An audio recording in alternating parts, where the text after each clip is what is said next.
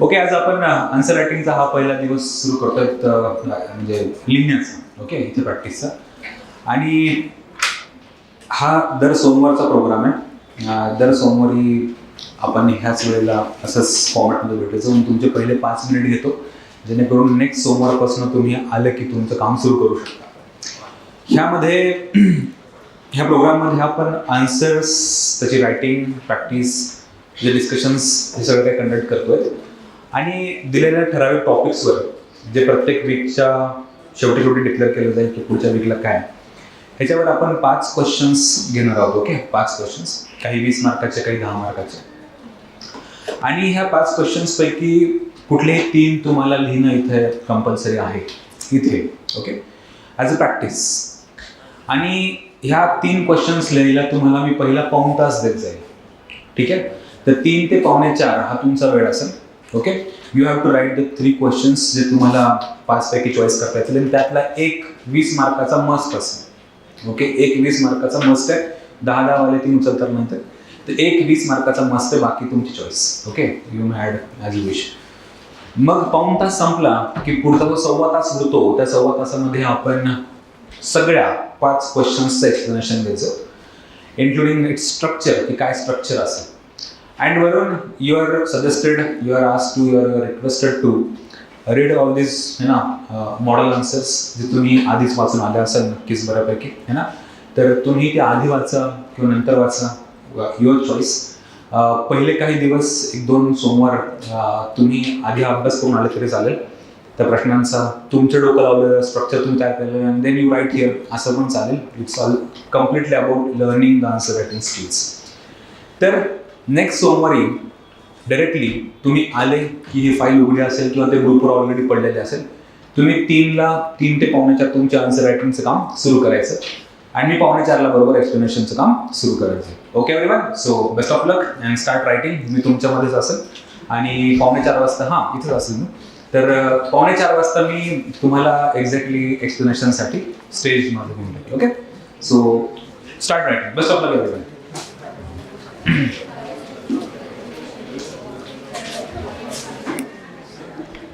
प्रश्न लिहिण्यात वेळ घालू नका. तुमच्या त्यात वेळ घालून टाइमपास करू नका. डायरेक्ट उत्तरावर या, बाकी घरी जाऊन प्रश्न लिहित बसा. ठीक आहे, फक्त क्वेश्चन नंबर मेन्शन करा आणि you start writing. And then self evaluate तुम्हीच करा, आपण जेव्हा डिस्कशन करतो तेव्हा. ठीक आहे, सो स्टार्ट रायटिंग.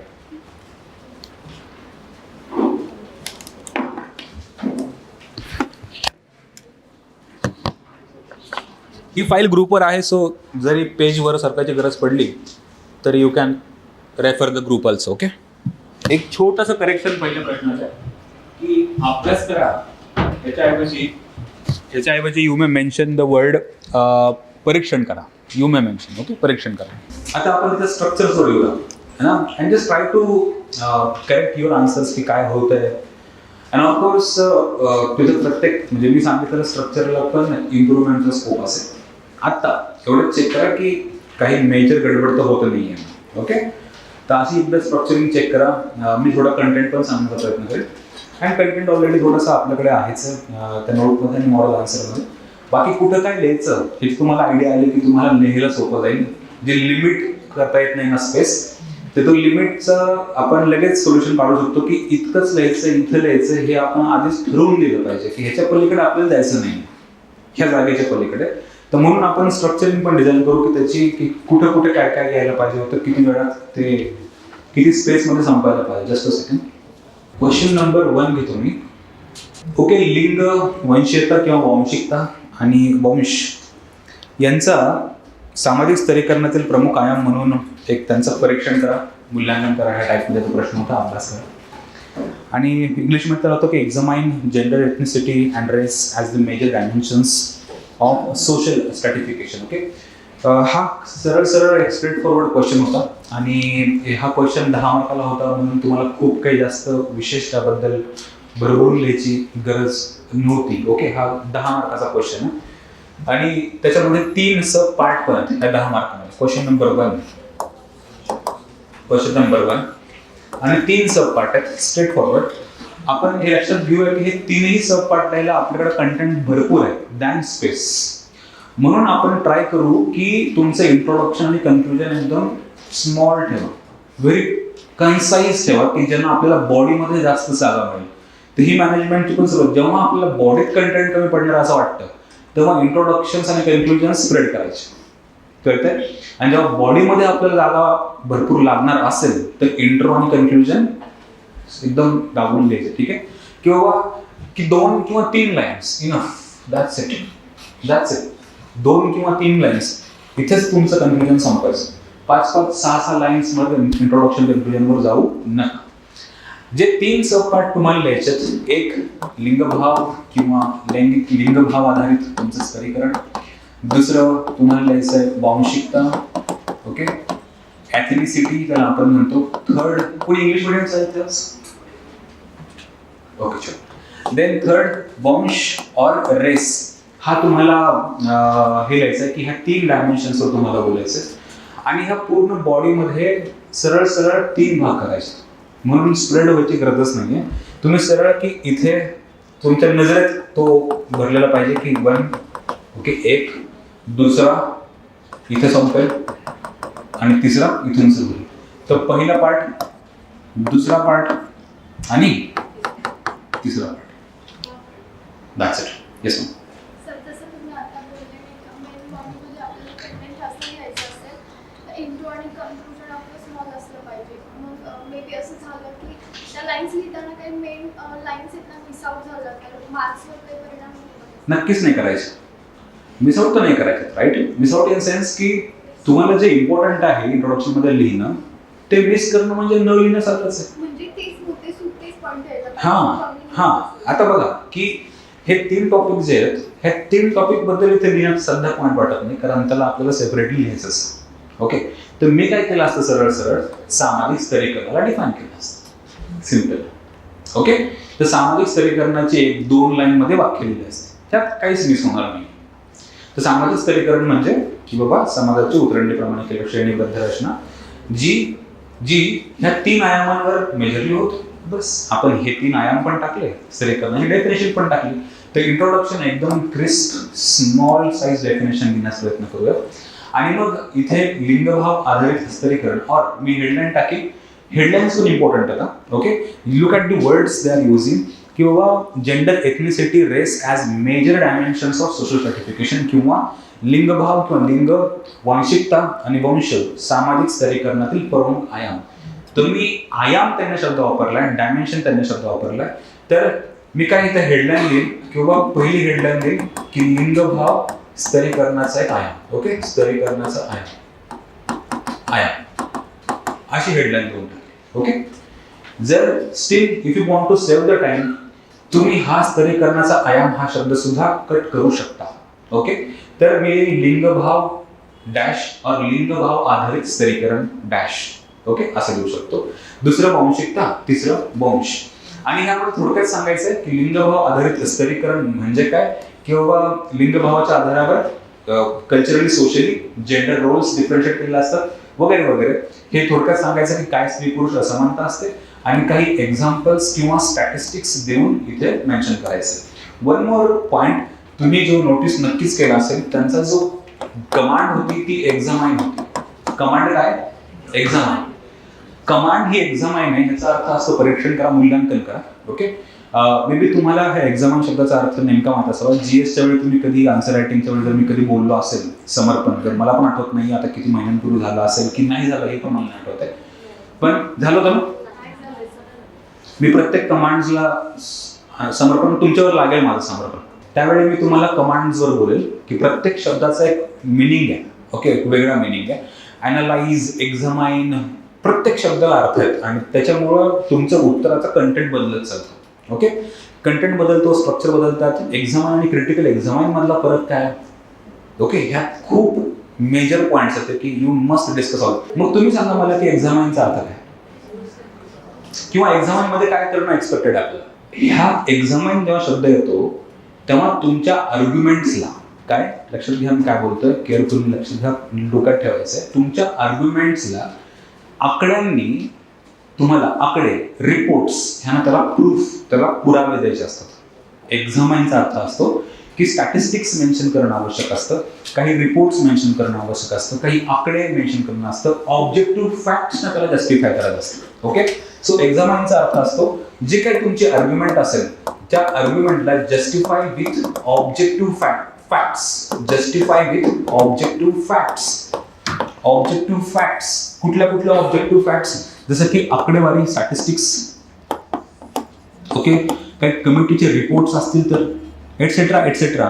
एक्झाम्पल्स असतील तर तुमच्याकडे है ना, ऑब्जेक्टिव्ह एक्झाम्पल्स किंवा केस स्टडीज, ह्याला तुम्हाला पुरावा देणं आवश्यक असतं. ह्याला आपण एक्झामाइन हा शब्द वापरतो. Okay, examine is very different and evaluation is different and analysis and etcetera. आता लक्षात घ्या फक्त एक्झामाइन म्हणजे काय, की तुम्ही इथे जेव्हा लिंगभाव आधारित स्तरीकरण म्हणजे काही सांगता तेव्हा तुमच्याकडे स्त्री पुरुष असमानतेवर काही एक दोन आकडेवारी असायला हवी, पुण्याचे रिपोर्ट असायला हवे, समथिंग लाईक दिस, जसं की मी त्या मॉडेल आन्सरमध्ये पण मेन्शन केलेलं आहे. ओके, त्याला आपण एक्झामिनेशन हा शब्द वापरतो. पटतंय? परत बघा, एक्झामाइनचा अर्थ असतो की justify your arguments with objective facts. With objective facts, आकडे, स्टॅटिस्टिक्स हवी मला, चांगले एक्झाम्पल्स जे की ऑब्जेक्टिव्हली प्रॉपर एक्झाम्पल्स आहेत, केस स्टडीज आहेत, काही कमिटीचे रिपोर्ट्स असतील तर अशा तुमच्या पुराव्यांसह तुमची आर्ग्युमेंट आली पाहिजे. आर्ग्युमेंट आपण एक्झामाइन हा शब्द वापरतो. Okay, again the same like this. वांशिकता. वांशिकता म्हणजे सांस्कृतिक दृष्ट्या जो एक समूह तयार होतो ज्यांच्यामध्ये common history, common you know content, right, है ना. आणि मग तसंच ह्या वांशिकतेला तुमच्या एका पॅराग्राफमध्ये समजून सांगितलं की पुढचा पॅराग्राफ काय पाहिजे. लेट्स से एक्झाम्पल, जसं की अमेरिकेमध्ये असं असं चालतंय बाबा, जसं मी तिथे फॅक्ट मेन्शन केली की 7 ते 8 पटीत जास्त वेल्थ आहे US मध्ये, है ना. किंवा भारतामध्ये काही एक्झाम्पल असं की बाबा वांशिकच्या आधारावर कुकीज आणि मैतीज ह्यांच्यामधला संघर्ष, Bodos versus illegal Bangladeshi migrants, ही एक्झामिनेशन, ऑब्जेक्टिव्ह फॅक्ट्स. बोडोज आणि इलिगल बांगलादेशी मायग्रंट ह्यांच्यामधला संघर्ष, कुकी मैती यांच्यामधला संघर्ष, हे objective facts examples. And third वंश और वर्ण म्हणजे फिजिकल, स्किनच्या टोनवरून, है ना, टोनवरून आपण जे काही डिस्क्रिमिनेशन करतो. आणि मग इथे तुम्ही मेन्शन करू शकता अमेरिकेमध्ये ब्लॅक्स वर्सेस व्हाईट्स, जसं की कृष्णवर्णीय आणि श्वेतवर्णीय यांच्यामधला जो फरक आहे, ही वर्णवाद जो आहे तो तुम्ही मेन्शन करू शकता. इवन हॅशटॅग ब्लॅक लाईव्हज मॅटर ही पण एक मुवमेंटचं एक्झाम्पल तुम्ही मेन्शन करू शकता. जॉर्ज फ्लॉइडचं नाव मेन्शन करू शकता, जे की ऑब्जेक्टिव्ह फॅक्ट आहे. Okay, that's it. हे 3 डायमेन्शन एका पॅराग्राफमध्ये, म्हणजे काय आणि एक्झाम्पल, म्हणजे काय एक्झाम्पल, म्हणजे काय एक्झाम्पल, झालं. ओके, अँड नाव ह्याच्यामध्ये तुम्हाला 3 पॉईंटला सांगितल्यानंतर टीका सेपरेट लिहायला इथे विशेष स्पेस नाही, और टीका लिहिणं इतकं आवश्यकही नाही रादर, पण मी टीका कुठेतरी लिहायला पाहिजे, ह्याचा परिणाम लिहायला पाहिजे. म्हणून मी कन्क्लुजनमध्ये म्हणेन की ह्या 3ही डायमेन्शन्समुळे समाजामध्ये विषमता आणि असमानता निर्माण होते. ठीक आहे, समाजामध्ये विषमता आणि असमानता निर्माण होते. आणि पुढचं वाक्य माझं काय असेल, ह्याचा परिणाम सांगितलं असमानता, आणि पुढचं वाक्य माझं असेल की हे सॉल्व्ह कसं करायचं, जसं की सर्वसमावेशकता हे प्रिन्सिपल असायला. ओके, तर मी सॉल्व्ह कसं करेल हे एका वाक्यात बोलेल. तर परिणाम सांगितला, कारण परिणाम बोलायला मला जास्त स्पेस नाही मिळाला. ऑफकोर्स मी प्रत्येकाचे परिणाम तिथेच बोललेलंच, पण हे सगळ्यांनी मिळून किंवा रेस, ॲथनिसिटी, जेंडर ह्या असमानतेमुळे काय होतं की बाबा असमान प्रमाणात विभाजन होतं, सत्तेचं प्रतिष्ठेचं, असमानता वाढते, विषमता वाढते, जे की आपण सर्वसमावेशक विकास ह्या प्रिन्सिपलच्या अंडर आपण त्याला सॉल्व्ह करू शकतो, त्याच्यावर आपण एक सोल्युशन काढू शकतो. इतकं सिम्पल आहे. ओके, तर ह्याचा परिणाम लिहिला की असमानता निर्माण होते, असमानता, अँड प्लस तुम्ही लिहिलं की ह्याच्यावर सोल्युशन काय असेल तर इन्क्लुझिव्ह ग्रोथ और एटसेट्रा, सर्वसमावेशक विकास, सर्वसमावेशकता, झालं. सिम्पल. हा सिम्पल होता क्वेश्चन. क्वेश्चन सेकंड थोडासा मजेदार होता. ओके, तिथं तर मला थोडंसं डोकं लावायची गरज पडत होती. क्लिअर हा पहिला प्रश्न. अजून कुणी काही व्हेरिएशन केलेत का? तुम्ही सुचवा, काही व्हेरिएशन्स केलेत का काही? हां, एकच वर्ड म्हणलं, परिणाम म्हणायचं.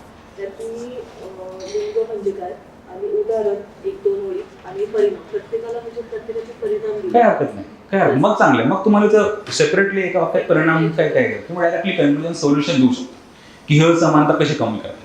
जर तुम्ही परिणाम आधीच लिहून ठेवलेत ना, मग काही परत रिपीट, काहीच रिपीट करायची गरज नाही. सिम्पल. हो हो हो, नक्की वापरू शकता. अँड ऑफकोर्स तुम्हाला ते थिंकर्स तर मेन्शन करावे लागतील. ओके, जसं की तुम्ही इथे फेमिनिझम वापरू शकता. ओके, इथे तुम्ही काय वापरू शकता, इथे फेमिनिझम वापरू शकता. फेमिनिझममध्ये सिल्विया बाल्बी यांचं नाव तुम्ही मेन्शन करू शकता, जे मी मॉडेल आन्सरमध्ये दिलं. सिल्विया बाल्बी हा अप्रोच तिथे वापरू शकता. दुसरा, वंशिकतेमध्ये ॲथनिसिटीमध्ये तुम्हाला कुठला थिंकर सुचतोय? हर्बर्ट रिजले, रेस थेअरीवर आलं, रेशल थेअरी. हां, हर्बर्ट रिजले इथे येणारच आहे, ऑफकोर्स काही प्रॉब्लेम नाही. हर्बर्ट रिजले इथे येणार. Okay, Herbert Risley. वंशिकतेवर इथं वेबर ऍड करू शकता, वेबर अँड स्टेटस ग्रुप किंवा प्रतिष्ठा गट. ओके, आज फक्त जाऊन एकदा मॉडेल आन्सर चेक करून घ्या. हे असं तुम्ही इथे मेन्शन करू शकता. लिंगभावाच्या आधारावर तुमचा थिंकरला सिल्विया वाल्बी. ओके, इथे वेबर आला प्रतिष्ठा गट म्हणून तो काम करतो, एक एथनिक ग्रुप म्हणून. आणि वंशामध्ये हर्बर्ट रिजले यांची थेअरी मेन्शन करू शकता की वर्ण आधारित ही असमानतेवरची थेअरी. बस हे 3 थिंकर तुमचे मेन्शन झाले, मोर दॅन सफिशियंट, खूप सफिशियंट. ओके, स्त्रीवादी सिल्विया वाल्बी नाही आठवल्या तर स्त्रीवादी लिहू शकतात. नाही आठवली नाव, पण सिल्विया वाल्बी हे डोक्यात ठेवून घ्या. सिल्विया वाल्बी ही फेमिनिस्ट डोक्यात ठेवूनच घ्या. ओके, आणि जेव्हा तुम्हाला स्त्रीवादी किंवा स्त्रीवाद दृष्टिकोन लिहायचा गरज पडत असेल, सिल्विया वाल्बी मेन्शन करा जरूर, है ना. त्या काही ना काही कुठे ना कुठे कशावर ना कशावर बोललेल्या आहेतच. जरी त्या बोलल्या नसतील तरी त्यांच्या नावाने चिपकून द्या फेमिनिझम. कारण तो जो चेक करणारा आहे तो काही सरळ सिल्विया वाल्बीचं लिटरेचर वाचून बसणारा नाही की क्रॉस चेक करायला की खरंच हे वाक्य सिल्विया वाल्बीने वापरलंय का, नाही क्रॉस चेक करणार. तर आपण त्या हे ना समुद्रात जर एखाद्या मग पाण्याचा फेकून दिला आणि शोध म्हणलं तर पाणी कुठे असं लगेच कुठे, तसा पॉईंट आहे तो. Okay, it's very simple. And now question second var या. बाय द वे, जर हा सेम प्रश्न 20 मार्काला असता तर तुम्ही काय केलं असतं? सर टीका पण लिहिली. ठीक आहे, चलो टीका पण लिहिली असतं. अजून काय केलं असतं बरं? एक्झाम्पल वाढवलं. एक्झाम्पल वाढवलं असतं. म्हणजे सकारात्मक असतं आणि नकारात्मक.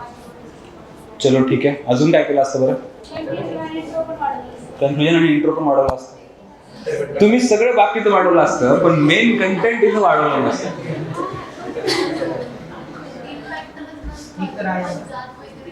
हां, की अजूनही स्तरीकरणाचा पॉईंट आहे. इव्हन तुम्ही जर ह्या लिंगभाव आधारित ह्याच्यावर जर बघाल आणि मी मॉडेल आन्सरमध्ये पण तुम्हाला 20 मार्काच्या हिशोबानं पण कंटेंट वाढवून दिला, त्याच्यामध्ये तुम्ही फंक्शनलिस्ट पर्स्पेक्टिव्ह पण वापरू शकता, फेमिनिझम वापरू शकता, मार्क्सिस्ट पर्स्पेक्टिव्ह वापरू शकता. So spread all of them.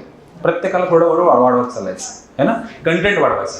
आणि जिथे स्पेसच कमी आहे तिथे एकदम शूट करायचं, शूट है ना, जे आवश्यक आहे. विनाकारण बाकीचं पापड पसारा नको. फेमिनिस्ट, सिल्विया वाल्बी, सफिशियंट, एक्झाम्पल, चल पुढे. हे म्हणजे काय, चल पुढे, लगेच एक्झाम्पल. हे म्हणजे काय, वंशाधारित असमानता काय, एक थिंकर, एक्झाम्पल, झालं का. ओके, 10 मार्काचा प्रश्न आहे. म्हणून तुमच्या डोक्यामध्ये हा स्पेस डिझाईन झाला पाहिजे. तुमचं असं झालं का की तुम्ही पण म्हणजे भरपूर हे 20 मार्कासाठी लिहिलं का बरं सुरू केलं डायरेक्ट? हां, मी मुद्दाम हे करतोय की हा प्रश्न ऍक्च्युली 20 मार्काचा. खरं बघायला गेलं तर हा प्रश्न 20 मार्काचा लायकीचा आहे. पण पॉईंट काय की जर इन केस त्यांनी हा सेम प्रश्न 10ला विचारत असतील तर तुम्ही काय करणार आहेत? ही स्पेस मॅनेजमेंट जमली पाहिजे. म्हणून तुम्हाला डोक्यात लगेच कळायला पाहिजे की 3 पॉईंट आहेत ना, लगेच रेश मारून घेतली. रेश नाही मारायची डोक्यात, तसं काही तर करू नका. तर हे डोळ्यात बसलं पाहिजे तुमच्या पट्टी की इथं संपलं पाहिजे, इथं संपलं पाहिजे, इथं संपलं पाहिजे, है ना. ती डिझाईन आधी रेडी झाली पाहिजे. मग तुमचा कंटेंट उतरला पाहिजे. डिझाईन डोक्यात रेडी पाहिजे की माझं उत्तरात कुठं काय दिसणार आहे मला. अँड नाव क्वेश्चन नंबर 2 वर येऊ आपण की काय क्वेश्चन हा. Okay, social stratification is claimed to contribute to the maintenance of social order and stability in society. Critically assess. आलं का assess? Critically ते पण. Okay, critically assess. अँड दुसरा त्याला आपण म्हणतो की सामाजिक स्तरीकरण समाजामध्ये सामाजिक सुव्यवस्था आणि स्थैर्य राखण्यासाठी योगदान देत असल्याचा दावा केला जातो. दावा, इट इज क्लेम्ड. और गंभीरपणे किंवा समीक्षात्मक मूल्यांकन करा. ओके, गंभीरपणे का त्याला आणखी शब्द आपण वापरतो फॉर्मली, समीक्षात्मक मूल्यांकन करा. तर कुणी ट्राय केलं ऑफकोर्स हा प्रश्न? येस ना. कसं केलं? स्ट्रक्चर, फक्त स्ट्रक्चर. इंट्रोमध्ये ती जटिल घटना हे मेन्शन केलं आणि सांस्कृतिक विभाजन हे श्रेणीबद्ध पद्धतीने मांडले हे मेन्शन केलं. आणि त्यातील स्तरीकरणाचे समर्थन युक्तिवाद म्हणजे सामाजिक सुव्यवस्था राखते स्तरीकरण किंवा म्हणजे पॉझिटिव्ह त्याचे थिंकिंग मांडले. सामाजिक स्थिरतेला प्रोत्साहन देते. देन सामाजिक गतिशीलताला प्रोत्साहन देते. त्याचा प्रतिवाद मांडला की सामाजिक असमानता ही त्यात आहे. सामाजिक बहिष्कार निर्माण करतो आणि संघर्ष वाढवतो. आणि कन्क्लुजन मध्ये असं की सामाजिक गतिशीलता ही दुधारी तलवार आहे, म्हणजे दोन्ही बाजूची बोलते. एका बाजूने सुव्यवस्था आणि स्थिरीकरणाबाबतीत बोलते आणि दुसऱ्या बाजूने असमानता, सामाजिक बहिष्कार, संघर्ष वाढवते. आणि मुख्य प्रबळ घटकांना ती मेन पॉईंट म्हणजे मोठ्या ह्याच्यात येते आणि उत्तेजित गट म्हणजे वंचित घटकांनाही नकारात्मक भावना निर्माण करते. जमलं. अजून कोणी ट्राय केलं? नाही, ते कंटेंट बोलू नंतर. कंटेंट थिंकर, कंटेंटचा पार्ट राहिला. स्ट्रक्चर आहे, वॉर्म स्ट्रक्चर की तुम्ही कुठं कुठं काय काय लिहिले. हां, गुड व्हेरी गुड, चल परफेक्ट, गुड. ओके, दुसरा पॉईंट की तुम्ही जर शब्द बघितला असेल, क्रिटिकली ॲसेस शब्द वापरला आहे. ओके, जर मी ह्याच प्रश्नामध्ये नुसता ॲसेस शब्द वापरला असता किंवा मूल्यांकन करा हा शब्द वापरला असता तर काही फरक पडला असता का तुमच्या उत्तरात? क्रिटिकली अनालाइजचा अर्थ असा नसतो की टीकाच लिहा किंवा नुसतं ॲसेस आलं तर नका लिहू. लिहितात, तेच तर मला म्हणायचं आहे, असं करू नका. ठीक आहे, पहिला पॉईंट लक्षात घ्या की सोशलॉजीमध्ये नुसता शब्द जरी एक्सप्लेन टाकला असता तरी थोडक्यात टीका जावी हे तर महत्वाचंच आहे. आपण हे तर ऑलरेडी डोक्यात रूल बसून ठेवलाय. क्रिटिकली असो नसो टीका जाणारच आहे, पण ती किती जाणार आहे हे ते शब्द ठरवेल. किती जाणार. नॉर्मल प्रश्न असला असता माझा तर माझी टीका गेली असती जी की उत्तराच्या एकूण 20-30% पर्यंत गेली असते. पटलं इथपर्यंत? म्हणजे काय, नॉर्मल प्रश्न असला असता without critically analyse, critically explain, critically examine असं जर नसलं असतं, नॉर्मल प्रश्न असला असता तर मला त्याच्या डिमांड जी माझी बॉडीची ती डिमांड पूर्ण करणं आवश्यकच आहे. प्लस टीका तर आपल्याला टाकणंच आहे.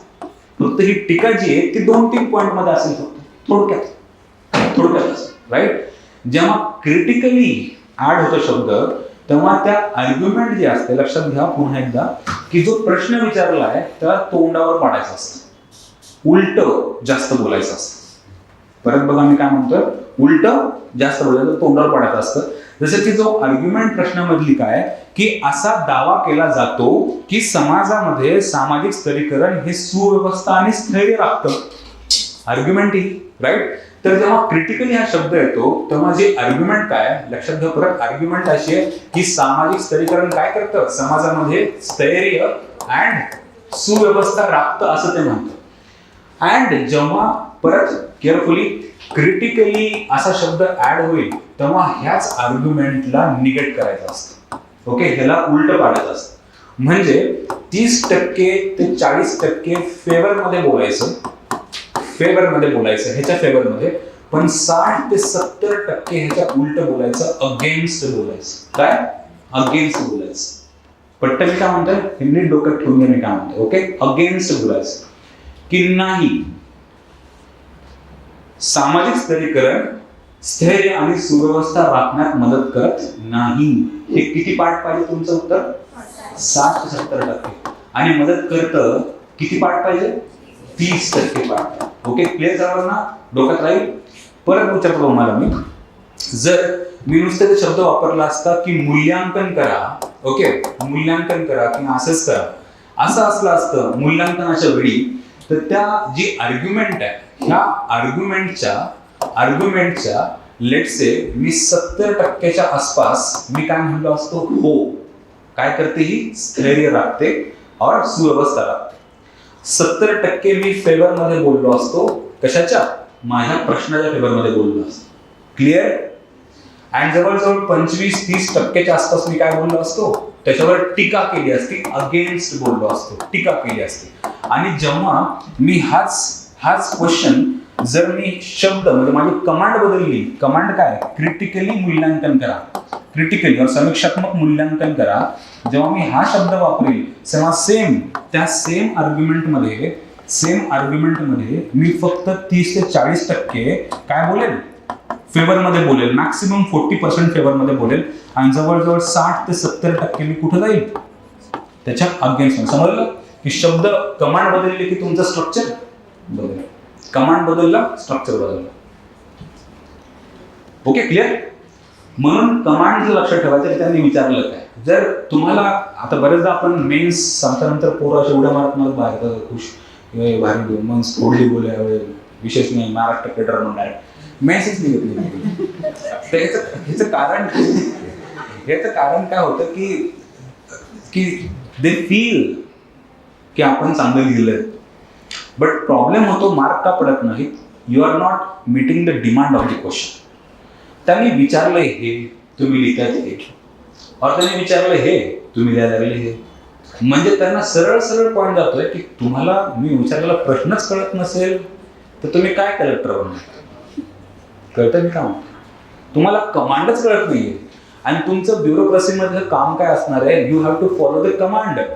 जे सांगितलं तेवढं कर आहे ना, आणि एक्झॅक्टली कर, ना कमी ना जास्त. एक्झॅक्टली ही क्वालिटी ते डेव्हलप करतात तुमच्यामध्ये. ओके, ती क्वालिटी आतापासून डेव्हलप होते की जी कमांड आहे त्याला प्रॉपरली फॉलो कर. कमांड काय होती, ही होती. आणि जर तुम्ही असं लिहिलं, फेवरमध्ये 70% लिहित बसले, मस्त गप्पा मारत, पार्सन्स, डर्खीम, त्याच्या आजोबा सगळं तुम्ही काढत बसले तर, आणि 30% फक्त टीका लिहिल्या, तर तुम्ही गडबडले. ओके, म्हणून ह्याचं स्ट्रक्चर कसं असेल ह्या 20 मार्कामध्ये हे एकदा डिझाईन करून बघू आपण की कुठं कुठं काय काय जातं. ऑफकोर्स दोन्ही बाजू होणार, फक्त दोन्ही बाजूंच्या साईज बद्दल डाऊट असणार. ओके, किती कुठं जायचं. ओके, सो थोडं इथे स्प्रेड करायला हरकत नाही, इंट्रोडक्शन अँड कन्क्लुजन्स. आता जी बॉडी उरली आहे तर क्रिटिकली असेस म्हणून तुम्हाला दिलेल्या प्रश्नाच्या फेवरमध्ये बोलायचं, त्याला येस म्हणायचं की असा दावा काही लोक म्हणतात आणि ते बरोबर आहे. असा किती पार्ट आहे, 40%च्या वर तुम्हाला द्यायचं नाही, मॅक्सिमम 4,000. सो इमॅजिन करा की 40% कुठं संपेल माझं. इमॅजिन करा हे 3 पान माझी बॉडी 4 पानाचं, तर मीच बघतो एकदा समोर हे 50% झालं आणि इथे कुठेतरी 40% झालं. ओके, तर समवेअर लाईक दिस माझा इथे आर्ग्युमेंट संपली पाहिजे पहिले, त्याच्या आतच संपली, त्याच्या खाली नाही गेली पाहिजे. तर माझा पहिला जो बॉडीचा पार्ट आहे की त्या आर्ग्युमेंटच्या फेवरमध्ये बोलायचं मला, है ना, तो माझा इथपर्यंत जाईल. आणि दुसरा जो पार्ट आहे नो परंतु, है ना, ज्याला तुम्ही टीका म्हणता किंवा त्याला दुसरा अँगल काढण्याचा प्रयत्न करता, निगेट करायचं, टीका करायची तरी करणार, ती इथपर्यंत जाईल, इथपर्यंत जाईल. ओके, कळतं, ती पूर्ण हे आरपार इथून इथून हे इथपर्यंत टीका जाईल आणि फेवर मधल्या तुमच्या आर्ग्युमेंट तू जाते इथपर्यंत जाते. That's it. ना काय काय लिहायचं होतं तुम्हाला यामध्ये. आता मला सांगा की हा जो दावा करतात हे कोण लोक आहेत दावा करणारे, कुठल्या स्कूल, शाळा, प्रकार, संरचनात्मक प्रकार. ओके, तर संरचनात्मक प्रकार्यवादी लोक एस्पेशली कोण कोण आहेत ते लोक, है ना, सांगा. Emile, Durkheim, Talcott, Parsons. आपण कोण शिकलो अजून स्तरीकरणामध्ये संरचनात्मक प्रकार्यवादी, Davis and Moore. Okay, Davis and Moore. Okay, Kingsley Davis त्यांचं नाव आहे. डेव्हिस अँड मूर ही थिअरी, हे तिघजण फार महत्वाचे आहेत आणि तिघजण तुमच्या उत्तरामध्ये आले पाहिजेत की ते दावा करणारे लोक कोण. तर संरचनात्मक प्रकार्यवाद हा शब्द महत्वाचा आहे मला. आणि एमेट डर्खीमचे आर्ग्युमेंट, टॅलकॉट पार्सनचे आर्ग्युमेंट, डेव्हिस अँड मूरचे आर्ग्युमेंट, हे तीनही गोष्टी तुम्हाला इथे संपवायच्या. ओके, तर तुम्ही लिहाल की हा संरचनात्मक प्रकार्यवादी दृष्टिकोनातून असा दावा केला जातो की स्तरीकरण समाजामध्ये स्थैर्य आणि सुव्यवस्था राखण्यास मदत करते. ते पुढील प्रमाणे, पहिला त्यातला एक सब पॉइंट टाकला की एमेट डर्खीम कसं बोलतोय की श्रम विभाजन वगैरे वगैरे. ओके, दुसरा की टॅलकॉट पार्सन काय म्हणतोय किंवा जे काही तुला आर्ग्युमेंट होतं आपण की ज्या समाजामधल्या, है ना, समाजाच्या कल्याणासाठी हे आपण सत्ताधीश वगैरे बनवतो, है ना, त्यांच्याकडे स्किल्स. आणि ॲडिशनली हे संपलं की तिसरा पॉईंट तुम्हाला लिहायचा आहे, डेव्हिस अँड मूर हे काय आर्ग्युमेंट करतात की काही महत्वाच्या ठिकाणी योग्य लोकांना बसवणं आवश्यक असतं म्हणून आपण स्तरीकरण करतो वगैरे वगैरे वगैरे वगैरे. आणि लास्टली कनेक्टिंग पॉईंट की अशा प्रकारे समाजामध्ये सामाजिक स्तरीकरण, स्थैर्य आणि सुव्यवस्था राखतं. डन, सोपं आहे. तीन जणांचे आर्ग्युमेंट तुम्हाला ह्या कन्सेप्ट क्लिअर आहेत का सगळ्यांना? Of course clear. डर्खीमची कन्सेप्ट, कोण, टॅलकॉट पार्सनची कन्सेप्ट अँड डेव्हिस अँड मूरची कन्सेप्ट, ह्या 3 गोष्टी मेन्शन करणं, ते पण तुमच्या नजरेसमोर पाहिजे की माझ्याकडे एवढा space. And now it is time. परंतु की समाजामध्ये असा देखील, असं पण म्हणू आपण, समाजशास्त्रामध्ये असा देखील दावा केला जातो की सामाजिक स्तरीकरण, स्थैर्य आणि सुव्यवस्था न राखता रादर समाजामध्ये सामाजिक संघर्षाचं एक माध्यम बनतं आणि सामाजिक विघटनाचं माध्यम बनतं. कनेक्ट केलं आपण त्याला, राईट. तर परंतु समाजशास्त्रामध्ये असं पण आर्ग्युमेंट केले जाते, क्लेम केला जातो की हे काही खरं नाही. मग ते कोण लोक आहेत? त्या आर्ग्युमेंट सगळ्या दन आर्ग्युमेंट मांडायचे. कोण? एक येईल मार्क्स, दुसरा येईल फेमिनिझम और स्त्रीवादी चळवळी, नंतर मेल्विन ट्यूमिनच्या दन आर्ग्युमेंट सगळ्या. मेल्विन ट्यूमिन ह्या सगळ्यांनाच म्हणजे फंक्शनलिझमला हा हे करतो, क्रिटिक करतो की मेल्विस ट्यूमिनचे आर्ग्युमेंट्स, फेमिनिझमचे आर्ग्युमेंट्स आणि मार्क्सचे आर्ग्युमेंट ह्या जरी तुमच्या आर्ग्युमेंट एक 7-8 बसल्या तर ते इथे लिहित इथपर्यंत पोहोचायचं. ओके, इथपर्यंत. हे 3-4 थिंकर त्यांचे पर्स्पेक्टिव्ह मेल्विन ट्यूमिनचे आपल्याकडे 5-6 आर्ग्युमेंट्स आहे ना. या सगळ्या आर्ग्युमेंट्स लिहिल्या की अशा प्रकारे समाजामध्ये काय स्तरीकरण, त्याला आपण इथं म्हणू, किंवा अशा प्रकारे समाजामध्ये स्तरीकरण हे सामाजिक असमानता आहे ना, त्याला काय म्हणू आपण, सामाजिक असमानता निर्माण करतं. हा निगेटिव्ह पॉईंट आपण रेड न घेऊया इथून सुरू केला. आणि सामाजिक असमानता, विषमता वगैरे हे अशा प्रकारे निर्माण करतं. सोपं वाटतंय? समजतंय मी काय म्हणतो, राईट? वरून तुम्ही व्हॅल्यू ॲडिशन म्हणून काय करू शकता, तर तुमचे हे आर्ग्युमेंट कमी पडायला असं वाटायला लागलं तर भारतामधले सुद्धा आर्ग्युमेंट ऍड करा ना. Like for example caste system, right, पुरुष सत्ताक पद्धती, राईट, जे तुमच्या मागच्या 2-3 त्या उत्तरावर, मागच्या उत्तरावर 2-3 आर्ग्युमेंट आणले ते टाकले, हे पण तुम्ही एक्झाम्पल म्हणून ऍड करू शकता. और आर्ग्युमेंट की भारतामधील जाती व्यवस्था अशा प्रकारे सामाजिक स्तरीकरण करते, विषमता वगैरे निर्माण होते, अस्पृश्यता निर्माण होते वगैरे वगैरे. So it is about structure, it is about design की तुम्हाला कुठं थांबायचं आणि कुठून काय सुरू करायचं. तुमच्या उत्तरांमध्ये काही करेक्शन्स वाटतात? काही गडबडलं होतं का?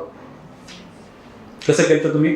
मला असं वाटतं की तुम्ही मेजरली ह्याला जास्त वेळ दिला असेल आणि टीकांना वेळ कमी दिला असेल. हे तुमचा लेसन आहे.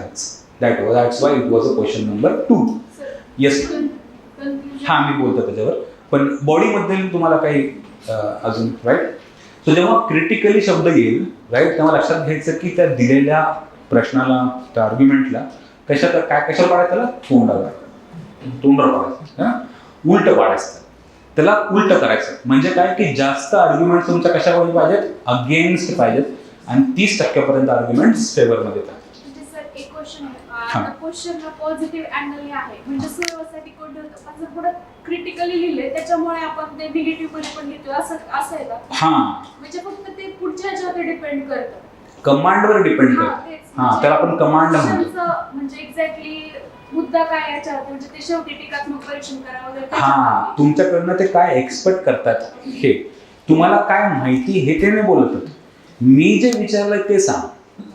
नीट बघितलं तुम्हाला काय म्हणायचं ना? म्हणजे तुम्हाला स्तरीकरण आणि ह्या क्लेम बद्दल काय वाटतं मनातून ते नाही बोलत. तुम्ही काय काय लिहू शकता. दे डोंट वॉन्ट टू जज दॅट की तुमच्याकडे किती नॉलेज. दे जस्ट वॉन्ट की can you follow the orders, can you follow the command, can you follow that what I am exactly asking. Okay, म्हणजे कमांडवरनं सेम प्रश्नाचं स्ट्रक्चर बदलू शकतं. जसं की मी मागे सांगितलं, सेम प्रश्न आहे, तोच दावा, फक्त मी तिथला क्रिटिकली हा शब्द काढून टाकला, तर माझं कसं उत्तर झालं असतं? उत्तर असं झालं असतं की माझा फेवरमध्ये मी पार्सन्स बिल्सन्स सगळ्यांना खूप वेळ बोलत बसलो असतो इथपर्यंत, बरोबर. अँड जे शेवटचे 30-40% उरले ते निगेटिव्हमध्ये बोलतो. पटलं? बोललं. आणि जर क्रिटिकली असे शब्द विचारला आहे म्हणून माझ्या फेवर ज्या प्रश्न आहे त्याला फेवर फक्त 30% जाईल, अगेन्स्ट किती जाईल? 70% जाईल. हा रूल सगळीकडे लागतो, GS मध्ये पण लागतो. ओके, सो क्रिटिकली नुसतं विचारलं अनालाइज आणि एक प्रश्न विचारला क्रिटिकली अनालाइज, तुमचं उत्तर सारखं येईल का बरं? आलं म्हणजे तुम्ही कमांड फॉलो नाही करत. फरक आहे. क्रिटिकली अनालाइज मध्ये तुम्हाला सरळ सरळ त्या प्रश्नाच्या उलट 70% बोलायचंय, फेवरमध्ये 30% बोलायचं. Okay, this is max choice, त्याच्या पलीकडे नाही. 50-50 व्हायला नाही पाहिजे. 50-50 झालं म्हणजे तुम्ही गडबडले. 50-50 व्हायला नाही पाहिजे. ओके, सो हा लेस दॅन 50चा क्रिटिकलीचा शब्द असा. डन. नाव इंट्रोडक्शन होतं की हा क्लेम आपण लिहूया की एक साधी सरळ तुम्हाला सेफ राहायचं असेल तर straight you can directly start with your definition, सामाजिक स्तरीकरण म्हणजे काय.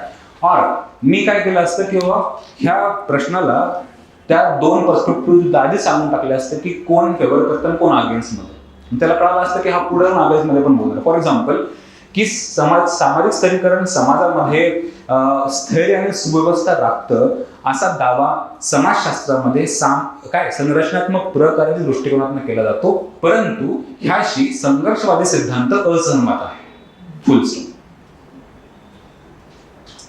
फुल स्टॉप, दॅट्स इट. पुढच्या लगेच इंट्रोडक्शन झालं की सुरू. दोन्ही, by the way, introduction of complete question. Introduction is introduction of complete question. आणि कम्प्लीट क्वेश्चन मध्ये दोन्ही साईड आहेत ना, दोन्ही साईडचं इंट्रोडक्शन पाहिजे ते. म्हणजे तुम्ही पूर्ण इंट्रोड्यूस केलं. मी शब्द काय वापरले की सामाजिक स्तरीकरण समाजामध्ये स्थैर्य आणि सुव्यवस्था राखतं असा दावा संरचनात्मक प्रकार्यवादी दृष्टिकोनातून केला जातो, परंतु संघर्षवादी सिद्धांत ह्याशी असहमत आहे. फुल स्टॉप. पटलं का? हाय लेवल गेलं असतं तुम्ही शांत का बसला तरी? हा ऐकतोय म्हणलं. ओके, म्हणून म्हटलं असं काय झालं, जमलं ना? ओके, फुल स्टॉप. और सेफ सामाजिक स्तरीकरण म्हणजे काय? मग पुढचं वाक्य टाकायचं की असा दावा करणारे हे संरचनात्मक प्रकारवादी लोक आहेत. पार्सन्स, डर्किम, डेव्हिस अँड मूर, त्यांना काय म्हणायचंय? बाकी सिल्व्या वाल्बी वगैरे आपले ठरलेलं आहे. सिल्व्या वाल्बी प्रत्येक प्रश्न प्रत्येक वेळी येऊ नका. तेच म्हणून जाईल की तू असं नका लिहू. एखाद्या वेळेस स्त्रीवादी लिहायचं, एखाद्या वेळेस सिल्व्या वाल्बीच नाव काढ, 2-3 फेमिनिस्ट नाव पाठ करून टाका, गुगल करून टाका. फेमिनिस्ट इन है ना समथिंग सोशलॉजी, जस्ट इंडियामधलं फेमिनिस्ट 2-3 पाठ करायचं, चिपकून टाकायचं. त्यांना नाही कळत कोण कुठून लिहितं. पण नाव गेले खूप मोठी गोष्ट झाली. नावाला लागलं तुम्ही, राईट? किंवा भारतामधले स्त्रीवादी चळवळ #MeToo वगैरे खूप झालं है ना. तर असं ह्याचं सेकंडचं स्ट्रक्चर असलं असतं. आणि कन्क्लुजन ऑफकोर्स की हां, तर आता आपण नीट लक्षात घ्या की आपला कसा रोख आलाय की आपण त्याला नीट इंट्रोड्यूस केलं, दोन्ही साईड सांगितल्या आणि मग त्याला पूर्ण इलॅबोरेट केलं आणि इथं आलो आपण. पण जस्ट खूप वेळापासून लाल कलर चालतोय, निगेटिव्हिटी चालते है ना, राईट? म्हणून तुम्हाला ह्या निगेटिव्हिटीला इथे पॉझिटिव्हिटी आणावं लागेल. म्हणून तुमच्या उत्तरामध्ये कुठेतरी स्तरीकरण जे समाजामध्ये स्थैर्य आणि सुव्यवस्था राखत नाही असं तुम्ही जास्त बोललेत, ह्यावर तुमचे कुठेतरी काय झालं, सोल्युशन्स कुठेतरी जावं की आपण ही कसं सामाजिक स्तरीकरणाचा हा निगेटिव्ह आयाम कसा कमी करू शकतो. मग ते शिक्षण असेल, सर्वांसाठी समान संधी असतील है ना, आरोग्याच्या संधी असतील, समथिंग लाईक दिस, उत्पन्नामधलं वाढ असेल, वंचित घटकांसाठी केलेले वेगळे आयाम असतील, आरक्षण असेल, असे 2-3 सोल्युशन्स जावं. म्हणजे तुम्ही सर्वसमावेशकता असेल, इन्क्लुझिव्ह ग्रोथ असेल, सबका साथ सबका विकास नावाचं प्रिन्सिपल तुम्ही ते मेन्शन करू शकता, इन्क्लुडिंग पेपर 1. ओके, तुमच्या उत्तरामध्ये पेपर 1 पेपर 2 दिसला नाही पाहिजे. जाती व्यवस्था, पुरुषसत्ताक पद्धती, इंडियामधल्या गोष्टी जर तुम्ही पेपर 1च्या क्वेश्चनमध्ये आणल्या तर they will appreciate that. Okay, they will appreciate. So हे नेहमी लक्षात ठेवायचं की एखादा 2 पॉईंट इंडियन पर्स्पेक्टिव्हचे आले तर खूप छान.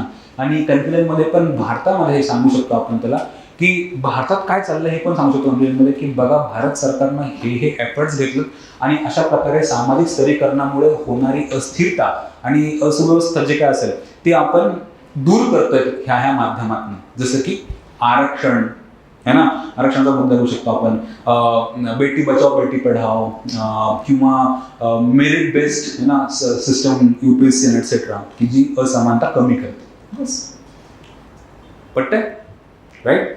आणखी एक स्टाईल सांगतो कन्क्लुजनची की जेव्हा तुम्हाला अशी मोठी कन्क्लुजन लिहायची वेळ येईल तेव्हा शक्यतो इमॅजिन करू आपण इथं कन्क्लुजन आहे, तर कन्क्लुजनचा फर्स्ट हाफ जो आहे, पहिलं वाक्य, कन्क्लुजनचं पहिलं वाक्य हे शक्यतो असं जावं की काय सोल्युशन आपण है ना, और काय गव्हर्नमेंट करतंय किंवा सोल्युशन काय. सोल्युशन तुम्ही पहिलं पॉईंट मांडू शकता इथे की हे करायला पाहिजे आणि पुढचं वाक्य वापरायचं की हे भारत सरकार मग ह्याच्यावर काय करते. की भारतानं जर एखादा इनिशिएटिव्ह घेतला असेल तर गव्हर्नमेंट ऑफ इंडियाचा एखादा इनिशिएटिव्ह टाकला. जर मी म्हटलं की बाबा जी सामाजिक अस्थिरता किंवा असमानता निर्माण होतीये त्याच्यावर सोल्युशन काय, सर्वांसाठी शिक्षण वगैरे वगैरे, आणि ह्याच मार्गावर भारत सरकारनं हे एफर्ट्स घेतलेले आहेत. फुल स्टॉप. ओके, हा पहिला स्टाईल. आणखी दुसरा, त्याला फ्युचर अजून त्याला घेऊन येत असेल तर जास्त होतंय का, सांगू पुढचा एक म्हणा. अजून एक की जर इन केस तुम्हाला गव्हर्नमेंट ऑफ इंडियाचं पहिलं वाक्य वापरायची गरज पडली की सरकार हे ह्याच्यावर करतंय आणि अजून हे करण्याची गरज, कळतंय? पहिलं वाक्य काय की गव्हर्नमेंट ऑफ इंडिया ह्याच्यावर हे करतंय आणि अजून काय, आणखी काय उपाययोजना राबवता येतील हे तुम्ही सुचवा. सुचवा. पहिली शाळा असेल काय, सोल्युशन सांगितलं आणि गव्हर्नमेंट काय करतं सांगितलं. दुसरा, गव्हर्नमेंट ऑफ इंडिया काय करतं सांगितलं आणि अजून फ्युचरिस्टिक सोल्युशन सांगून दिलं. तुम्ही ठरवा तुम्हाला काय वाटतं, त्यावेळेस कम्फर्टेबल. ओके, तर ही पण एक कन्क्लुजनची स्टाईल. थर्ड,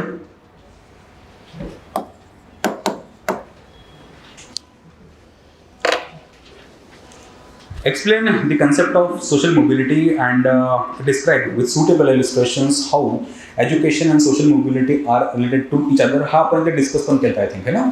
ओके, केला पण होता. थोडक्यात तुम्हाला आयडिया पण मिळून जाईल की हे लिहायचं कसं. कुणी सांगू शकतं तुम्ही ट्राय केला हा प्रश्न प्लीज. स्ट्रक्चरली सामाजिक गतिशीलता ही एका सामाजिक वर्गातून दुसऱ्या सामाजिक वर्गात किंवा व्यक्ती आणि गट यात संदर्भ देते, ज्यामुळे सामाजिक आर्थिक स्थिती बदलत आहे हे दिसून येते. आणि त्यातील सामाजिक गतिशीलतेची संकल्पना मांडली आहे. सामाजिक गतिशीलता, उभी गतिशीलता, आडवी गतिशीलता, आंतरपीडित गतिशीलता आणि पिढ्यानपिढ अंतर्गत गतिशीलता. उभी आडवी ते मराठीत तिथे शब्द आलेत, त्याला समस्तर. ओके, ते मॉडल आन्सरमध्ये त्याला मला माहिती, तुम्ही करेक्ट कराल त्याला. समस्तर, ऊर्ध्व गतिशीलता उदाहरण एक दिलेली. नंतर पासष्टच्या मध्ये आणि कार्ल मार्क्सच्या मध्ये गतिशीलता काय, गुणवत्तेवर आधारित किंवा मार्क्स म्हणतो की भांडवलशाही समाज कंटेंट होता पण जस्ट स्ट्रक्चर की हाऊ शिक्षण हे सामाजिक गतिशीलतेला संबंधित आहे. म्हणजेच शिक्षण कौशल्य प्रवेश, कौशल्य विकास आणि सामाजिक. ठीक आहे. आणि आव्हाने आणि मर्यादामध्ये शिक्षणात प्रवेशामध्ये असमानता आहे. ठीक आहे. आणि सामाजिक आर्थिक परिणाम आहे. ठीक आहे. ओके, जमतंय है ना. आपण त्यावेळी डिस्कस पण केलंच. एकदा थोडक्यात त्याला पण सांगतो. ह्यात क्रिटिकली वगैरे शब्द नाहीत म्हणून तुम्हाला काही जास्त अडचण येणार ह्याच्यामध्ये नाही. अदरवाईज तुम्हाला पुन्हा निगेटिव्ह जास्त गोष्टी बोलावं लागल्या असतात. तर हा पुन्हा 20 मार्काचा क्वेश्चन आहे.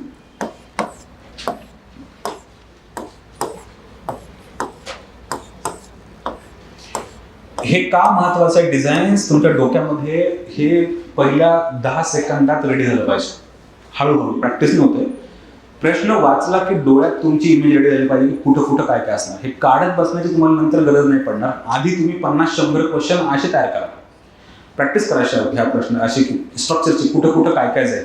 ओके, आणि किंवा चेक करून बघा की हे बरोबर चाललंय का. अँड नाव जेव्हा तुम्ही हे 50-100 क्वेश्चन तुमचे प्रॅक्टिस होतील असे, मग तुमच्या डोळ्यात असं बसलं पाहिजे की हां हे प्रश्न वाचला कुठं काय पाहिजे, चल पुढे नजरेत बसलं पाहिजे.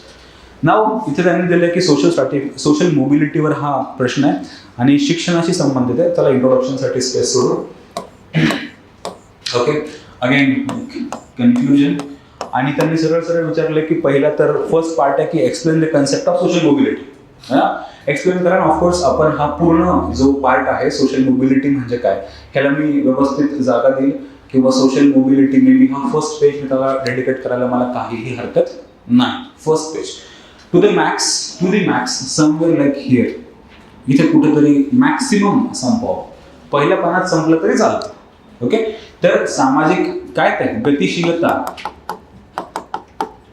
सामाजिक गतिशीलता म्हणजे काय इतरांनी समजून सांगितलं, त्याचे प्रकार समजून सांगितले आणि गरज पडली तुमची स्पेस वाढवण्याची तर ती इथपर्यंत गेली तर फाईन, गरज पडली तर. दुसरा जो पार्ट आहे तो आहे की शिक्षण आणि सामाजिक गतिशीलता ह्यामधला संबंध तुम्हाला समजून सांगायचा. राईट, तर तुम्ही त्याला म्हणू की हिला पहिला हेडलाईन टाकू आपण. ऑफकोर्स तुम्ही त्यावेळेस बघितलं की शिक्षणानं सामाजिक गतिशीलता होते पण काही चॅलेंजेस सुद्धा नक्की आहेत.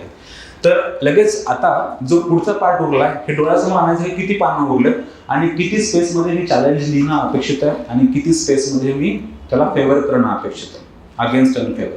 तिथे क्रिटिकली नाही म्हणून तुमचा जास्तीत जास्त पार्ट काय पाहिजे की हो शिक्षणामुळे गतिशीलता ही शक्य आहे आणि थोडासा पार्ट पाहिजे की काही आव्हाने जरूर आहे. तर जर इथे आलं कुठेतरी तर मी इथपर्यंत थांबवणं आवश्यक आहे समजा मॅक्सिमम है ना इथं की बाबा येस शिक्षणामुळे काय होतं गतिशीलता शक्य होते. 1 2 3 4 5 6 जे काय तुम्हाला आर्ग्युमेंट मांडायचं गेलं पान भरलं हरकत नाही. एवढ्या स्पेसमध्ये तुम्ही टीकात्मक लिहू शकता पण ह्याच्या टीका पण छान सांगितलं म्हणून थोडीशी जागा थोडी देऊ आपण. अँड देन किंवा काही शिक्षणामुळे गतिशीलतेला निर्माण होणारे काय आव्हाने सुद्धा आपण मेन्शन करू. 1 2 3 4 दॅट्स इट. असं काहीतरी तुमचं स्ट्रक्चर गेलं असतं. समजलं स्ट्रक्चर्स. सो कोण कोण थिंकर तुम्ही मेन्शन करू शकले असते इथे, कुठल्या कुठल्या आयडियाज मेन्शन करू शकले असते, कुठले पर्स्पेक्टिव्ह मेन्शन करू शकले असते. ह्या भागावर बोला मला. शिक्षणामुळे गतिशीलता शक्य होते. बाय द वे, गतिशीलता ह्याला कुठला थिंकर तुम्हाला विसरायचा नाही. सोरोकिनला विसरायचं नाही. पितरीन सोरोकिनला तुम्हाला विसरायचं नाही. ओके, सोरोकिन तर हा मस्ट आहे. ऍडिशनली शिक्षणामुळे गतिशीलता निर्माण होते. इथे तुम्ही कोण कोण ऍड करू शकले असते? मॅक्स वेबर, पार्सन्स, डर्किन, नेल्सन मंडेला. थोडंसं चेंज झालं असतं. सो तुम्ही शिक्षणामुळे गतिशीलता शक्य होते ह्यामध्ये पर्स्पेक्टिव्ह कुठले ऍड केले असतात? पर्स्पेक्टिव्ह झाली. ऑफकोर्स तुमचा संरचनात्मक प्रकार्यवाद हा मेन्शन व्हायला हवा. काय? संरचनात्मक प्रकार्यवाद हा इथे मेन्शन व्हायला हवा. नंतर टालकॉट, पार्सन्स किंवा कोण? डर्किन है ना, एमएल डर्किन तुमचा मेन्शन व्हायला हवा. You can RK. मर्टन मधले प्रकार्य हा शब्द पण इथे मेन्शन होऊ शकतो. अपकार्य इकडे, आर.के. मर्टन मधले प्रकार्य इकडे, राईट? प्रकार्य. अजून मेन्शन होऊ शकतं इथे नेल्सन मंडेलाचे आर्ग्युमेंट की education is the best weapon for social change, Nelson Mandela, right? नंतर आव्हानामध्ये आपल्याकडे भरपूर सारे आहेत, जसं की आर्ग्युमेंट्स ऑफकोर्स आपला है ना hot favourite marks. Then feminism, ह्यावेळी सिल्व्या वाल्बर्टाडो वाटल्यास फेमिनिझम. देन भारतातली जाती व्यवस्था, वर्ग संरचनेमुळे होणारा असमानता, असे तुम्ही इथे पर्स्पेक्टिव्ह, त्याला आपण लिहू इथं संघर्षवादी सिद्धांत तुमचा इथे मेन्शन व्हायला हवा. तर असा तुमचा व्हॅल्यू ॲडिशनचा पॉईंट आहे इथे. ओके, संघर्षवाद, मार्क्सिझम, फेमिनिझम ह्या आर्ग्युमेंट्सचे शब्द वापरून तुमचे आर्ग्युमेंट मांडणं आवश्यक होतं की त्यांना कशी आव्हानं निर्माण होतात. अँड इथे काय जाईल परत की बाबा ह्याच्यावर सोल्युशन काय आणि गव्हर्नमेंट काय करत आहे, हे तुमचं उत्तर छान होऊ शकतं सरकार. कारण ग्लोबल पर्स्पेक्टिव्हला तुम्ही आणून सोडलं भारतामध्ये, छान पॉईंट आहे. किंवा ह्याच्यावर सोल्युशन हे सर्व समावेशकता आणि भारत सरकार जसं की आर्टिकल 21 राईट टू एज्युकेशन किंवा बेटी बचाव बेटी पढाव हे इनिशिएटिव्ह काय करतात, समाजामध्ये शिक्षणामुळे गतिशीलता निर्माण करतात. सो हे तुम्ही इथे मेन्शन करू शकता. किंवा सोल्युशन काय की सर्वसमावेशकता शिक्षण संस्थांमध्ये असली पाहिजे आणि गव्हर्नमेंट ऑफ इंडियाचे initiative like right to education, 21A, Beti Bachao Beti Padhao etcetera हे मेन्शन करू शकता, ज्यानं सामाजिक गतिशीलता शक्य होते.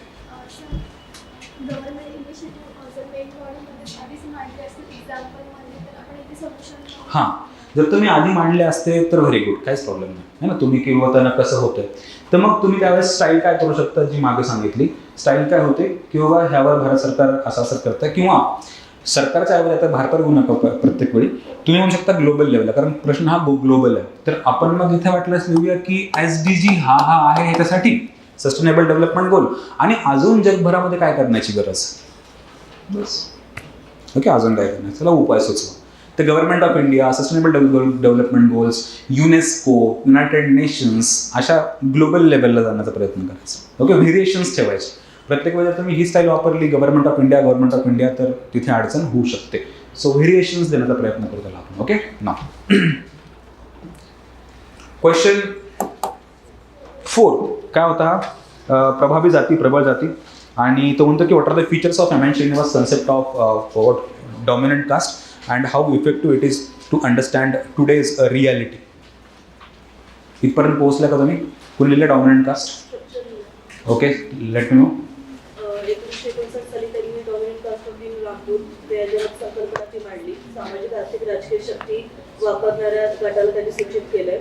आणि प्रबळ जातीचे वैशिष्ट्य घडले. आर्थिक स्थिती, सामाजिक स्थिती, राजकीय स्थिती प्रत्येकाची उदाहरण आहे. आजचे वास्तव समजून घेणाऱ्या परिणामकारक म्हणजे जाती आधारित राजकारण आहे, जाती आधारित हिंसा आहे आणि सामाजिक आर्थिक असमानता आहे. कन्क्लुजन त्यांनी ग्रामीण भारतातील सामाजिक गतिशीलता समजून घेण्यासाठी ते मौल्यवान साधन मानले गेले. तर एक पॉईंट बाकी राहिला नेमका की त्यांनी विचारलं की to what extent it is effective to understand the contemporary situation. तर जेव्हा ते असं विचारतात की हा शब्द लक्षात घ्या की हाऊ इफेक्टिव्ह इट इज किंवा ते किती परिणामकारक आहे, किती प्रभावी आहे, ह्यामध्ये दोन्ही साईड असतात. प्रभावी आहे आणि इथे ते प्रभावी नाही. जेव्हा असे शब्द पडतात इज हे आहे का ना की are these factors important for this, yes आणि नो हे दोन्ही त्यामध्ये असं लक्षात ठेवायचं. घंटी वाजली पाहिजे. हाऊ इफेक्टिव्ह म्हणलं किंवा टू व्हॉट एक्सटेंट म्हणजे किती प्रमाणात, हाऊ इफेक्टिव्ह किती प्रभावी आहे, किती प्रमाणात आहे, हे आहे का, इज, आर असे शब्द जेव्हा पडतात तेव्हा त्याला दोन्ही बाजू असतात. म्हणजे काही ठिकाणी डॉमिनंट कास्टची सिस्टम, डॉमिनंट कास्टची कन्सेप्ट ही योग्य पद्धतीने लागू पडते, काही ठिकाणी ती लागू पडत नाही. तर काही ठिकाणी ती प्रभावी मेथड आहे, काही जागेवरती अप्रभावी आहे. हे दोनही लिहिणं त्याला एक्सपेक्टेड आहे, त्याला तुमच्याकडून तेच ऐकायचं आहे. जर तुम्ही त्याला नुसतं एवढंच बोलले की इट इज इफेक्टिव्ह, दुसरी साईड मांडलीच नाही, टीका केलीच नाही, तर मग गडबड. घाबरू नका, स्पष्ट सांगतो आधी काय बोलू की ते कसं लिहिता आलं असतं. ओके, तर पहिला की हा क्वेश्चन नंबर 4 आहे आणि हा आहे ऑफकोर्स 10 मार्काला छोटासा प्रश्न. ओके, जागा नाही आपल्याकडे म्हणून स्ट्रेट फॉरवर्ड एम.एन. श्रीनिवास यांच्या डॉमिनंट कास्टच्या डेफिनेशनला सुरुवात करायची. जागा नाहीये कारण कितपत प्रभावी आहे, येस नो दोन्ही बोलायचं. तुम्हाला काय काय बोलायचं माहिती का तुम्हाला तुमच्या बॉडीमध्ये? पहिलं पार्ट असेल की व्हॉट इज डॉमिनंट कास्ट आणि त्याचे काय सांगितलं तुम्हाला त्यांनी, त्याचे वैशिष्ट्य काय आहेत हे तुम्हाला पहिलं बोलायचं. दुसरा पार्ट जो असणार आहे तुमचा की हो ती प्रभावी आहे, कुठल्या कुठल्या जागी प्रभावी, कुठे प्रभावी आहे. आणि तिसरा पार्ट किती प्रभावी नाही और त्याच्यावरच्या टीका. हे तुम्हाला हे 3 पार्ट बॉडीमध्ये लिहायचे. सो डिझाईन अकॉर्डिंगली पहिला पार्ट काय असणार तुमचा, वैशिष्ट्ये, dominant caste and all, definition, प्रभावी आहे इथे इथे आणि प्रभावी नाही इथे इथे. तर हे 3 पार्ट डिझाईन करून बघा की तुम्हाला कसं वाटतंय. So introduction, okay, and then तुमचा पहिला part somewhere here only. Okay, तुमचा पहिला पार्ट इथे कुठेतरी संपून जायला हवा. नंतर तुमचा सेकंड पार्ट सुरू व्हायला हवा, ते कुठे कुठे प्रभावी आहे, कशा प्रकारची ती प्रभावी आहे ते कुठेतरी तुमचं इथे संपून जायला हवं. आणि तिसरा पार्ट सुरू व्हायला पाहिजे होता की ती प्रभावी कुठे कुठे नाही किंवा प्रभावी आहे. 1, 2, 3 दॅट्स इट, जास्तीत जास्त. And now conclude. आणि कन्क्लुजनमध्ये ह्या डॉमिनंट कास्टचं लगेच हे करून देतो, डॉमिनंट कास्टचं ह्या कन्सेप्टचं योगदान, बस इथपर्यंत ठीक. आता पहिला पार्ट जो आहे तो पहिला पार्ट तुम्हाला त्याच्या गप्पा मारत बसलं की हे कुठल्या गावचे आहेत किंवा हे ते, हे जमणार नाही. You just have to shoot it. 10 मार्काचा प्रश्न आहे, जास्त सब पार्ट्स आहेत, शूट करा. म्हणून एम.एन. श्रीनिवासच्या काय प्रश्न तो, what are the features of insurance concern how effective it is. तर डॉमिनंट कास्ट ही जी संकल्पना आहे तुम्ही एक त्याला डिफाईन करू शकता आणि दुसरा की त्याच्यामध्ये मेन्शन करू शकता की ज्यांची जी Rampura and all this case study एवढंच मेन्शन करू शकता. और to be very safe, straightforward define it. Okay, definition द्या प्रभावी जातीची आणि त्याचे काय लिहा, वैशिष्ट्य 1, 2, 3, 4 झालं, खतम. डेफिनेशन आली, प्रभावी जात म्हणजे काय आणि लगेच त्याची वैशिष्ट्य आली. दुसरा, ती कशा प्रकारे प्रभावी आहे. कशी प्रभावी आहे की काही ब्राह्मणेतर जातींचे प्रभुत्व समजून घेण्यासाठी, राईट, त्यांच्याकडे पॉलिटिकल पॉवर कसं काय आली हे समजून घेण्यासाठी, त्यांच्याकडे इकॉनॉमिक पॉवर कसं काय आली हे समजून घेण्यासाठी, बरोबर, त्यासाठी ती प्रभावी ठरते. आणि हे प्रभावीपणा समजून सांगताना त्याला आपल्याला एक्झाम्पल द्यावं लागेल. जसं की मराठा लिंगायत है ना, मराठा लिंगायत राजपूत किंवा यादव जाट हे लोकांचं एक्झाम्पल द्या की ते कशा प्रकारे योग्य आहे ना, ती कन्सेप्ट वॉज व्हॅलिड. पण नीट बघायला गेलं तर ती कितपत प्रभावी आहे ह्याच्यावर एक टीका पण आपल्याकडे की ती इतकी इफेक्टिव्ह नाही आहे. काय इफेक्टिव्ह नाही आहे, कारण डॉमिनंट कास्ट ही कन्सेप्ट जी स्टडी केली गेली it was very localise study. Okay, आणि ती पूर्ण भारतभर अप्लाय नाही होऊ शकत. पटतंय, राईट. म्हणून हा त्याचा एक निगेटिव्ह पॉईंट आहे, ते प्रभावी. दुसरा पॉईंट की बाबा न्यूमरिकल स्ट्रेंथ नसताना पण राजपूत लोक कसं काय प्रभावित. तिथे न्यूमरिकल स्ट्रेंथ नसताना सुद्धा राजपूत लोक कसं काय प्रभावित. पटतंय तुम्हाला. आज मॉडेलमध्ये पण ते सापडून जाईल. Rajput is a dominant caste, पण त्यांच्याकडे न्यूमरिकल स्ट्रेंथ नव्हती एवढी किंवा आजही नाही आहे, but still they are dominant. हा पण एक फॅक्टर आहे. दुसरा की बाबा की अजून त्यावर टीका काय होती की टीका की काही वेळा तुम्हाला आदिवासी समुदाय पण डॉमिनंट दिसतील, त्यांना लोक फॉलो करतील, राईट. म्हणून तुम्हाला ह्या ठिकाणी ती अप्रभावी वाटते अशा टीकाच्या स्वरूपात लिहावं लागेल. ज्या आपण टीका लिहिल्या असत्या ह्या कन्सेप्टवर त्या टीका काय आहेत, अप्रभावीपणा दाखवणाऱ्या गोष्टी. इतकं सोपं आहे. पटतंय? म्हणून सेपरेट टीका तुम्ही इथे लिहिणार का? सेपरेट टीकाची गरज नाही. त्यालाच आपण कसं लिहिलं? त्याला लिहिलं की ती ह्या ठिकाणी प्रभावी नाही. इथे प्रभावी आहे. म्हणजे तुमच्या प्रश्नाचा रोख पकडायचा असतो आणि त्यानुसार लिहायचं असतं. जर तुम्ही बघितलं असतं डॉमिनंट कास्ट दिसला की डॉमिनंट कास्ट बद्दल बोलत बसले असते, छोटी टीका लिहिली असती. असं टीका नका लिहू तिथं. रादर पॉईंट सेम आहेत, पण शब्द काय वापरला आपण? हेडलाईन काय लिहिली? हेडलाईन बदलली की ह्या ठिकाणी तिचे मर्यादा आहेत किंवा इथे ती अप्रभावी ठरते. हेडलाईन्स. तुमची आजची लर्निंग काय असेल? तुमच्या हेडलाईन. तुम्ही काय टायटल देताय दॅट विल है ना की गाईड हिज माइंड, जो चेक करणार आहे की तुम्ही बरोबर लिहित आहात. बघा नीट की जर मी हेडलाईन अशी वापरली की प्रभावी जाती किंवा प्रबळ जाती ही संकल्पना पुढील ठिकाणी अप्रभावी ठरते किंवा ती इनइफेक्टिव्ह ठरते, ही माझी हेडलाईन आहे. दुसरी हेडलाईन की टीका. काय वाटतं फरक? पहिली हेडलाईन प्रश्नानुसार चालली according to the question asked. दुसरी हेडलाईन नॉर्मल वाटते. म्हणून प्रश्न कसा आहे त्याच्यावरून तुमची हेडलाईन ठरणार आणि एक्झॅक्टली ते प्रश्नातले ते शब्द वापरण्याचा प्रयत्न करायचा. प्रश्नात विचारलेले शब्द किती, जसं त्यांनी शब्द काय वापरला की बाबा किती इफेक्टिव्ह आहे, आजचे वास्तव समजून घेण्यासाठी ते किती प्रभावी आहे ना. तर आजचे वास्तव समजून घेण्यासाठीची प्रभाविकता आणि अप्रभाविकता. क्लिअर? Yes ma'am. वैशिष्ट्ये आणि प्रबळ जात कशी प्रभावी आहे याच्यामध्ये काही सिमिलरिटी आहे का? नाही, तसं काही नाही आहे. रादर पॉईंट जे तुम्ही मेन्शन एक्झॅक्टली की पॉईंट आपण वैशिष्ट्य काढलेले की त्यांची न्यूमेरिकल स्ट्रेंथ असते, त्यांच्याकडे राजकीय सत्ता असते, त्यांच्याकडे आर्थिक सत्ता असते, त्यांच्याकडे हे असतं ते असतं. मग ह्याला शब्द आपली भाषा कशी वापरली की ह्या जातींकडे आर्थिक सत्ता कसं काय हे समजून घेण्यासाठी प्रभावी जातीची कन्सेप्ट आपल्याला मदत करते. ह्या जातीकडे आर्थिक सत्ता कसं काय हे समजून घेण्यासाठी आपल्याला ते राईट शब्दातली लँग्वेज बदलली. रादर तुमचा कंटेंट, तुमचा डाऊट बरोबर आहे की हे सारखंच दिसतंय ना मला, पण भाषा कशी आहे? इथं वैशिष्ट्याच्या फॉर्ममध्ये त्यांच्याकडे न्यूमरिकल स्ट्रेंथ असते, वैशिष्ट्य. त्यांच्याकडे आर्थिक काय संसाधनांची यू कॅन से रेलचेल असते. तिसरा की पॉलिटिकल सत्ता असते. हे वैशिष्ट्य झाले. आणि प्रभावी कशी? त्यांच्याकडे ही पॉलिटिकल सत्ता कशी हे समजून घ्यायला कोण कन्सेप्ट हेल्प करते आपल्याला? प्रभावी जात. त्यांच्याकडे आर्थिक सत्ता कशी हे कोण समजून सांगतं आपल्याला? Dominant caste. पटलं की नाही? डॉमिनंट कास्ट ह्या कन्सेप्टवरनं आपल्याला कळालं की ह्या लोकांकडे है ना, जसं की मराठा, लिंगायत, ह्यांच्याकडे ही वरची वैशिष्ट्य आहेत म्हणून ते डॉमिनंट. हे समजून सांगण्यासाठी मदत करणारी संकल्पना डॉमिनंट कास्ट. पण ती ह्या ठिकाणी अप्रभावी म्हणते, इथे समजून सांगू शकत नाही. परंतु हे जरी अप्रभावी असली तरी आपल्याला जाती व्यवस्थेमधली गतिशीलता म्हणा, जाती व्यवस्थेमधली ग्राउंड रियालिटी म्हणा, हे तिथून आपल्याला कळालं है ना. तर एक वास्तविकता, काही ठिकाणचे वास्तविक सत्य आपल्याला कळालं, ग्राउंड रियालिटी कळाली, त्याची योगदान. तर कन्क्लुजन काय असेल तुमचं? योगदान. इथं गव्हर्नमेंट इनिशिएटिव्ह लिहा का तुम्ही? आता स्कीम लिहाल का? राईट. ह्या कन्सेप्टचं योगदान लिहा. कन्सेप्टचं योगदान की सोशलॉजीला काय समजलं ह्यावर. And of course the question number 5 then हे तर काही विषय नाही यार जास्त. It's very very simple topic आहे ना. हा प्रश्न तुम्हाला इझी जमला असेल की इलॅबोरेट है ना, चित्रांचं विषय करा होता. उद्या त्याला स्पष्ट करा. चित्र विचार काढलं ना.